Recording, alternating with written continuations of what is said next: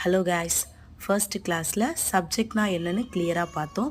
சப்ஜெக்ட்னா என்ன? I, we, you, they, he, she, it இல்லைனா ஒரு நேம் சொல்கிறது தான் சப்ஜெக்ட்.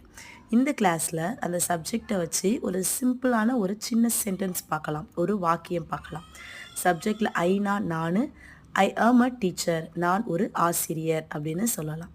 வீணா நாங்கள், வி ஆர் அ ஸ்டூடெண்ட்ஸ், நாங்கள் எல்லாரும் யார்? ஸ்டூடெண்ட்ஸ் அப்படின்னு சொல்லலாம்.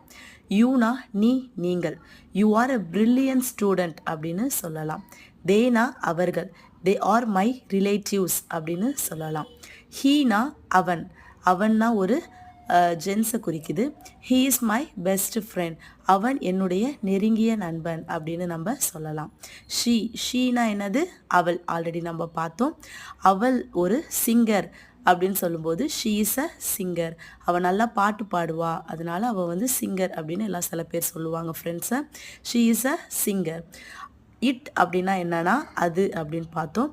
அதுனா அது என்னோட பேனா, அது என்னுடைய பென்சில், அது என்னுடைய புக் அப்படின்னு சொல்லும்போது it is my pen, it is my pencil, it is my bag, it is my book அப்படின்னு சொல்லலாம்.